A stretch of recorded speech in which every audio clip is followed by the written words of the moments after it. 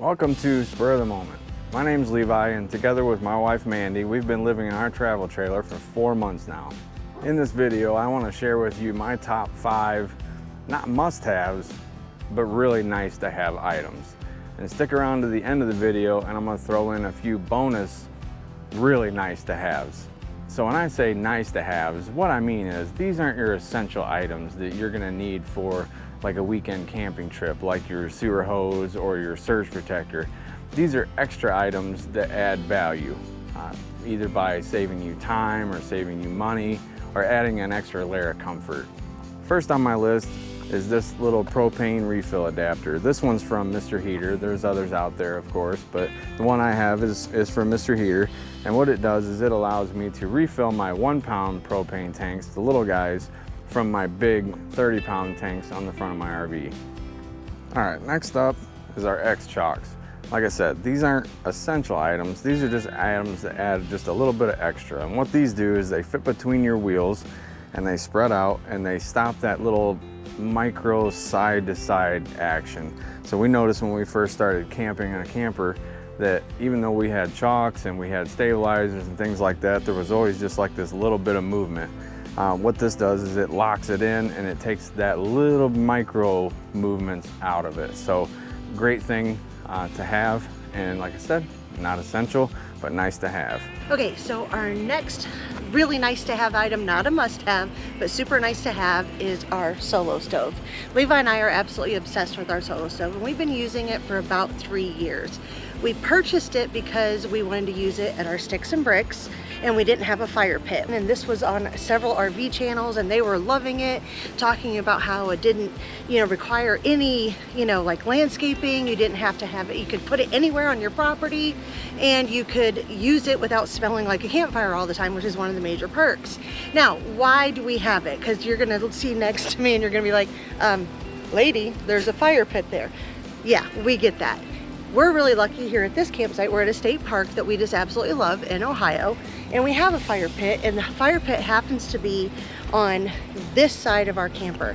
Levi and I have kind of lovingly nicknamed this side of our camper as the living side, because this is where we set up. It's where we put our chairs, it's where we come out, hang out, it's where he cooks, our outdoor kitchen is at, and it's always nice to have your fire right on your living side. That's not always been our luck. When we've gone to several state parks, some of them absolutely gorgeous state parks that we just can't find anything else to fault it at except the fire pit's in a weird spot. And one of our favorite things about it is no matter where we are, whether we are at a campground with a fire pit, or we're boondocking or mooch-docking, or we're off the grid, or we are camping in a church parking lot, which we just did this past weekend, with the ability to have a fire wherever we are. One of our favorite things about the solo stove is that you don't come away smelling like campfire. Now, I personally love smelling like a campfire. I think it's one of the most endearing things about RVing. Not everybody feels the same way. So it's kind of like one of those things where you don't want to smell like a campfire, so you don't have to. And also one of the cool things about it, why don't you smell like a campfire? It recycles the smoke.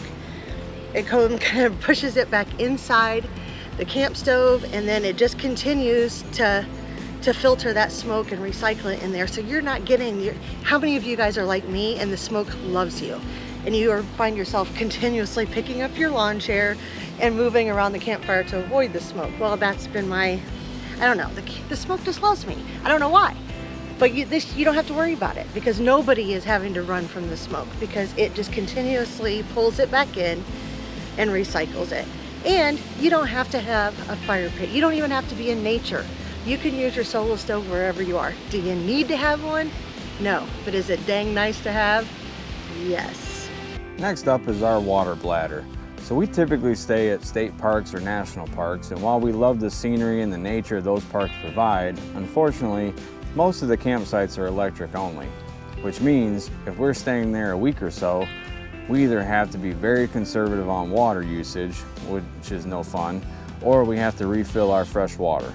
Well, it could be awful to have to rehook up the camper and go back to a fill station to get more water, which, by the way, I have never done, or to make tons of trips to fill our jerry can and bring it back to the camper 5 gallons at a time, which I have done. With this bladder, I can take it and the truck to the fill station, hook up my filter and hose to the bladder and get 30 gallons of fresh water, and then drive it back to the camper and dump it into our fresh water tank, saving me tons of time and effort. Next on my nice to have list is this siphon pump. So it's battery operated, and it kind of goes hand in hand with my bladder, my water bladder, because a lot of times this can go right down in a jerry can and goes right into my fresh water connection, and it keeps me from having to lift up the jerry can and hold it and pour it in over and over and over. It also works with fuel, so I have two. I have one for water, I have one for gasoline, and it makes it a lot easier to refill my generator instead of using the whole pick it up and dump it in method. So it's just little things that add a little bit of value by saving time, because this is pretty fast, but also just saves effort. So this siphon uses either 2D batteries, or it has a couple little adapters in it where you can use 6 AA's if you don't have D's. Most people don't carry D's anymore, but it uses AA's as well. All right, so that's my top 5 nice to have RV items. So like I promised at the beginning of the video, I also have a few bonus really nice to haves. All right, first up on our bonus items is our mattress. As you know, RV mattresses are more like a pad. It's almost criminal that you even call them a mattress. But we ordered a Brooklyn bedding RV mattress from rvmattress.com, and it is a game changer.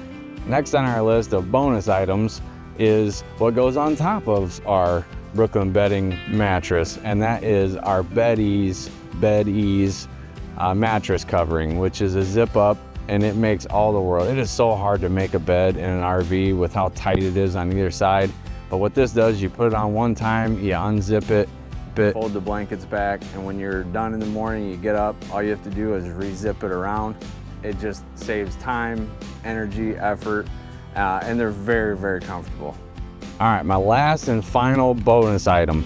And before I tell you guys this one, reminder that we did post all of these items down below. Some of them are on Amazon, some of them are directly from the website, but we did post down in the description a link to those. None of these are sponsored.